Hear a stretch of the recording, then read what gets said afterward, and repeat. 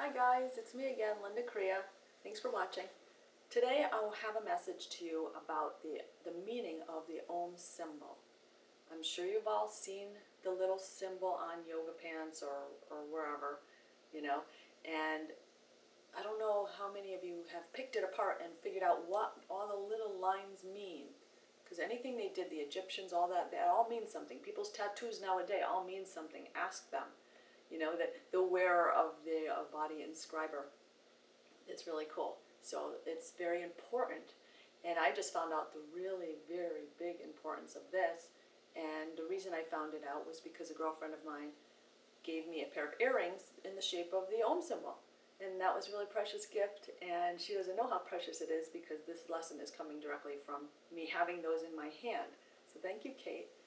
So anyway, you've probably heard the word Om, and a lot of people meditate with that as their mantra. They go Om, and they give it a minute or seconds, and they say Om, and it's grounding, and it puts a vibration in the back of your mouth or wherever you feel it, and when you put it out there strong, it's cleansing, and it ripples out. When it's done in a group, it is powerful, and you all may ripple together and rise a little. It's so awesome. So anyway, it's the sound of creation. It's a very simple sound, and again, it's a vibration.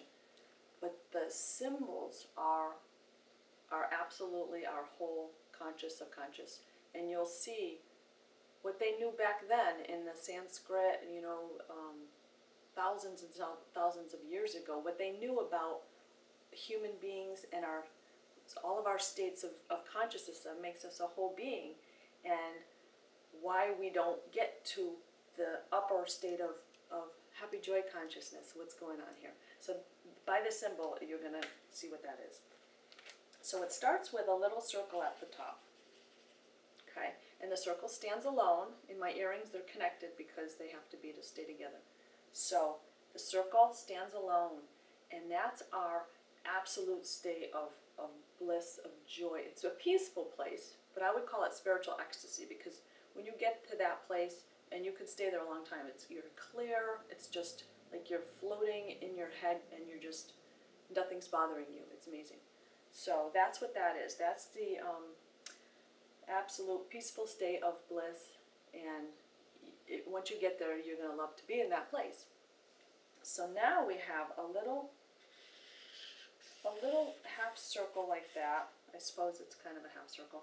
A little scoopy arc, a smile actually. So, but it separates this and this from the lower portion. And what that is, it's an illusion. It's a M-A-Y-A, Maya, it's also referred to. And it's an illusion because it's our human nature that blocks us from getting to that higher place many times in our lives until we have a reason to need that kind of peace in our lives, kind of like what happened to me, how I decided that I needed to start meditating and find my peaceful self to heal. So anyway, that's our human doing or being, and it's natural to be there, so we need a lot of those qualities of us. But it's blocking us. It's an illusion. It doesn't need to be there. We can drop that at times, okay? So now we have our other three states of consciousness.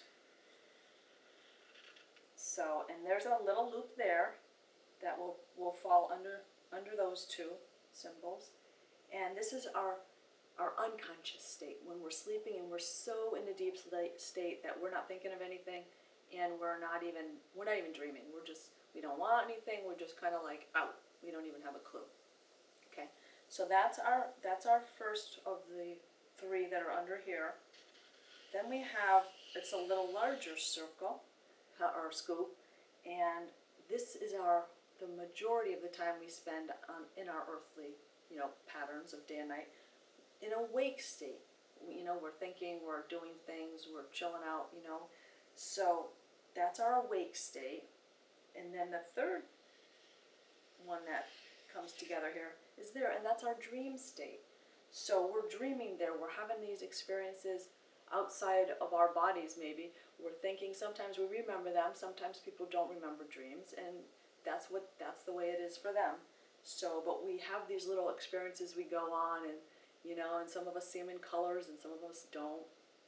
So, and they're really neat. And maybe we're in past lives, maybe we're living many lives now.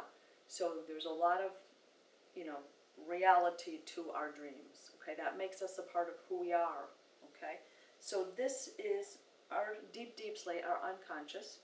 This is our awakening state, and this is our dream state. So if we could slide out this, make it go away, we could then easily reach that. Okay, we don't need that illusion of us, our busy people. Illusion there. And the deeper we get into ego and we need this to be better than you and cutting others down, it really takes away from you getting to the higher place that feels good, So now that we know that this little symbol here has such a profound meaning, and people knew it generations and generations and thousands of years ago, and it's on the little symbol. And again, I didn't know the meaning of it until I did a lot of research on it recently. So I'm happy to share it with you. And when you use the Om symbol, the Om sound, as your mantra, you'll go Om, and then let it subside, and then you focus on your breath, and then you say Om, and then you let it go. What's happening is the silence in between your Oms, it's called the gap. The gap, and that's where the amazing things can come in and clear you and bring in some information which may come to you during the time of the meditation or after. But it's you're absolutely going to download some stuff from your higher self and God, and you will feel love. You will see things brighter than you had in the past. You'll hear things, you'll be in the woods and you'll be like, I never heard the birds so loud before. Or how come all the animals are coming around me now? It's really, really, really neat when you can change, when you can tap into that higher state of being that we're being blocked. Gosh, it's been on that Om symbol forever. And, first time I heard of it, through my digging into my spiritual, my spiritual, everything that's available online. So, thanks for watching that. And again, visit lindakorea.com for lots of other teachings, and if I can help you out personally, all my contact information is there too, okay? So for now, we'll put our hands on our heart, give an Om, Om, Namaste.